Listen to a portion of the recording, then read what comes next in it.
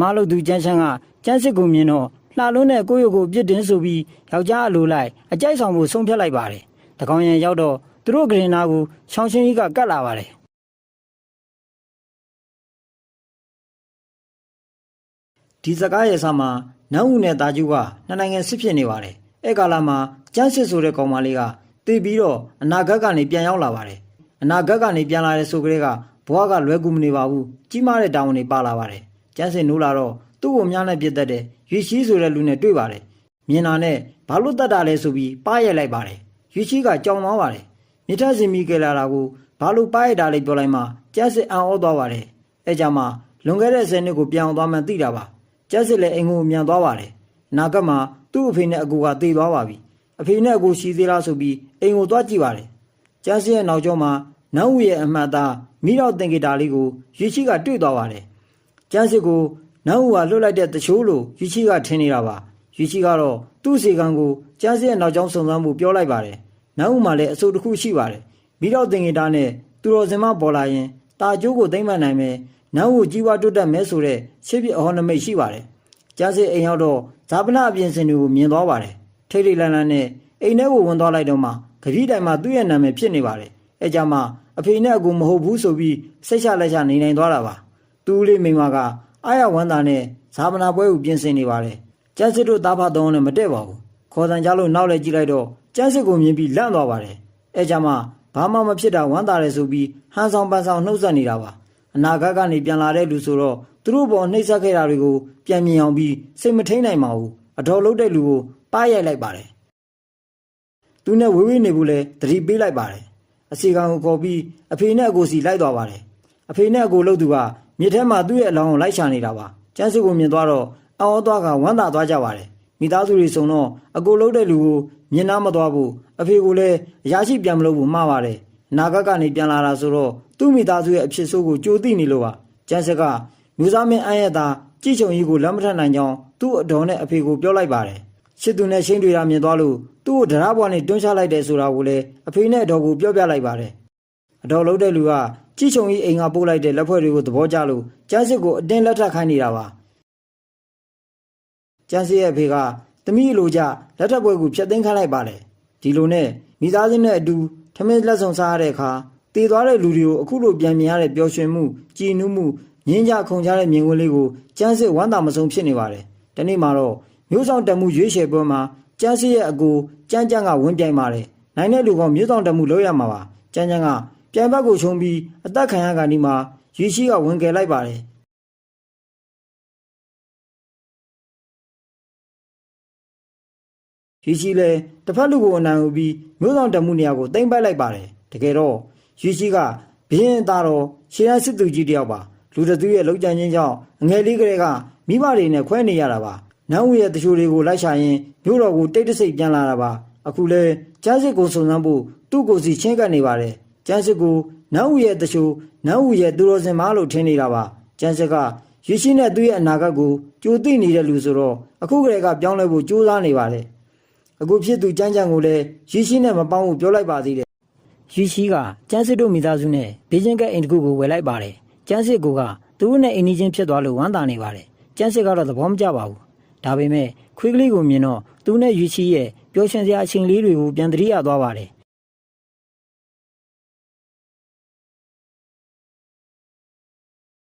အဲ့ချိန်မှာသူနဲ့ဆေးဆက်ထားတဲ့ကြီးချုံကြီးနဲ့သူ့အမေရောက်လာပါတယ်။ကြီးချုံကြီးကကျန်းစစ်နဲ့သူ့အဖေကိုတောင်းပန်လိုက်ပြီးလက်ထပ်ပွဲမဖြတ်ဖို့ပြောပါတယ်။ကျန်းစစ်ကကိုယ့်ကိုတတ်ဖို့ကြိုးစားတဲ့လူတစ်ယောက်ကိုလက်မထပ်နိုင်ဘူးလို့ပြန်ပြောလိုက်ပါတယ်။အနာဂတ်ကိုကြိုသိနေတဲ့ကျန်းစစ်ကတော့အရင်တစ်ခါလက်ထပ်မိလို့ဒုက္ခတွေဘောင်းဆောင်ခံရတာကိုပြန်သတိရသွားပါတယ်။ဒီတစ်ခါတော့အဲ့လိုအဖြစ်မျိုးထပ်ဖြစ်မခံဘူးလို့ရင်ထဲကနေဆုံးဖြတ်လိုက်ပါတယ်။လူသားမင်းကြောကအထက်စီးကနေပြောဆိုနေပြီးလက်ထပ်ပွဲဖြတ်မပေးဘူးလို့ပြောတဲ့အခါမှာတော့ကျန်းစစ်ကလူတတ်ရန်ကြံစီမှုနဲ့ကြည့်ချုံကြီးကိုတရားရုံးမှာသွားတိုင်လိုက်ပါတယ်။တရားသူကြီးကျန်းလူချင်းမင်းကစစ်ဆေးပါတယ်။ကျန်းလူချင်းမင်းကလက်မစားတဲ့အရာရှိကောင်းတစ်ယောက်ပါ။မင်းကြီးကကျန်းလူချင်းမင်းရဲ့ဖြောင်းမတ်တဲ့အကျင့်စာရိတ္တကိုယုံကြည်ပါတယ်။အဲ့ဒါကြောင့်လူတကာလိုချင်နေတဲ့မြို့တော်တရားသူကြီးနေရာကိုပေးထားတာပါ။ကြည့်ချုံကြီးရဲ့ပြစ်မှုတွေကထင်ရှားပါတယ်။ကျန်းစစ်ကိုရေထဲတွန်းချအောင်မကပဲသူ့ရဲ့ချစ်သူမှလည်းကိုဝင်ရှိနေပါတယ်။ဒါကြောင့်ကျန်းစစ်နဲ့လက်ထပ်ပွဲကိုဖျက်သိမ်းလိုက်ပြီးကြည့်ချုံကြီးကိုကြိမ်နံပေးပြီးတော့အမှုကိုပိတ်သိမ်းလိုက်ပါတယ်။ကျန်းစစ်ကသူ့ရဲ့အနာဂတ်ကိုစတင်ပြောင်းလဲနေပါပြီ။ ရွေရှိနဲ့သူ့ရဲ့အနာဂတ်ကရေ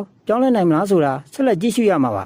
ကျန်းစစ်ကအလှပြင်နေရင်သူ့နောက်ကျောမှာမီးတော့အမှတ်သားလေးရှိတယ်လို့အစီကံကပြောလာပါတယ်ကျန်းစစ်လည်းတေချာကြည့်လိုက်ပါတယ်အဲ့တော့မှနန်းဦးမှာနေခဲ့တဲ့သူ့ရဲ့အမတ်တရားတွေနန်းဦးခေါင်းဆောင်ကသူ့ကိုတပည့်ဖြစ်လက်ခံတာတွေကိုပြန်သတိရသွားပါတယ်ကျန်းလူချင်းမင်းနဲ့ရွေရှိကကျန်းစစ်တို့အိမ်ကိုလာလဲပါတယ်အဲ့အချိန်မှာရွေရှိကကျန်းစစ်ဆွဲထားတဲ့နန်းဦးရဲ့ရှုခင်းပုံကိုမြင်သွားပါတယ်ညအောင်တော့ပကြီးကိုသွားခုတ်ပါတယ်မြို့ကနေတခါမှမထွက်ဘူးတဲ့ကောင်မလေးကနန်းဦးရဲ့ရှုခင်းကိုအသေးစိတ်ဆွဲထားလို့ရွေရှိကအံ့ဩနေပါတယ်နန်းဦးရဲ့သူတော်စင်မဆိုတဲ့တန်တရားကပိုကြီးထွားလာပါတယ်နောက်နေ့ရောက်တော့ကျန်းစစ်ကသူ့ပကြီးပြောက်လို့လိုက်ချနေပါတယ်အဲ့တော့မှရွေရှိခိုးသွားတယ်ဆိုတာသိလိုက်တာပါအစီကောင်ကိုမြန်ခေါ်ပြီးသူ့နောက်ကျောကမီးတော့တင်ကြတာလေးကိုဆေးရည်နဲ့ဘယ်သူမှမမြင်အောင်ဖုံးခိုင်းလိုက်ပါတယ်ကျန်းစစ်အမကျန်းချမ်းကအိမ်ကိုအလဲပြန်လာပါတယ်ကောင်းတော့လာခြင်းတော့မဟုတ်ပါဘူးသူ့ယောက်ျားကကျန်းစစ်ကိုအိမ်လာဖို့ဖိတ်ခိုင်းလိုက်တာပါသူ့အမကိုတွေ့တာနဲ့သူ့ဘော်လှုပ်ခဲ့တာတွေကိုသတိရပြီးယဉ်မုန်းနေပါတယ်ယောက်ျားနဲ့ပေါင်းပြီးသူ့ကိုအနိုင်ကျင့်စော်ကားတာအရမကျင်ခိုင်းတာတွေကိုဒီတစ်စက်မကြည့်ဘူးဆိုပြီးရင်ထဲကနေအညှိုးထားလိုက်ပါတယ်အဖွားလုပ်တဲ့သူကကျန်းချမ်းအကြောင်းဘာမှမသိပါဘူးမကျေနပ်တဲ့မျက်နှာထားနဲ့အမကိုစကားပြောနေလို့ကျန်းစစ်ကိုတော့အဖွားကဆူလိုက်ပါသေးတယ်ကျန်းချမ်းကအိမ်ကို3ရက်လောက်လာနေဖို့ကျန်းစစ်ကိုခေါ်ပါတယ်ကျန်းစစ်ကသူတို့အကြံကိုကြိုသိနေလို့စကားစိမ့်စိမ့်ပြောပြီးညှင်းလွတ်လိုက်ပါတယ်ကျန်းချမ်းယောက်ျားကလူတလိဆန်မှာမိမလုပ်တဲ့သူကိုစိတ်မထင်သလိုနှိပ်စက်ပါတယ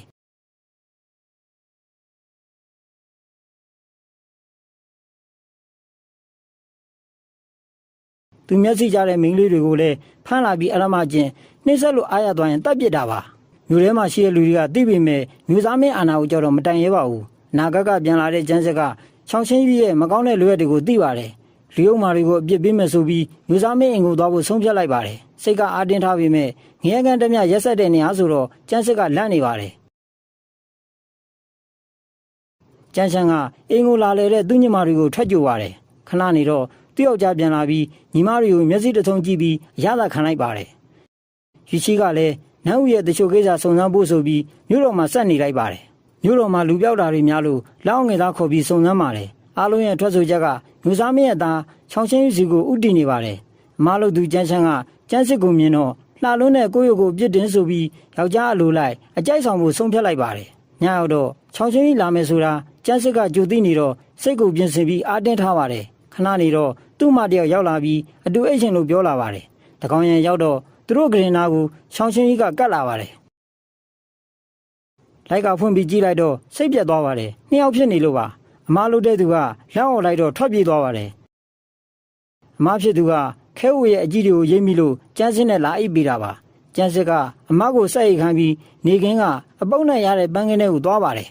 မတင်ကားလို့တူးကြည့်လိုက်တော့လူသေးတွေမြုပ်ထားတာကိုတွေ့သွားပါတယ်အဲ့အချိန်မှာအစေခံတွေအထုပ်ကြီးထမ်းလာတာကိုကျန်းစစ်မြင်လိုက်တော့ပုံနေလိုက်ပါတယ်သူတို့ထွက်သွားတော့အထုပ်ကိုကြည့်လိုက်တဲ့အချိန်မှာနောက်ကရောက်လာပြီးကျန်းစစ်ကိုဝိုင်းတက်ပါတယ်ရွှေရှိကမျိုးသားမင်းအိမ်နဲ့ခိုးဝင်ပြီးတပ်တေချတဲ့အချိန်နဲ့တိုးပါတယ်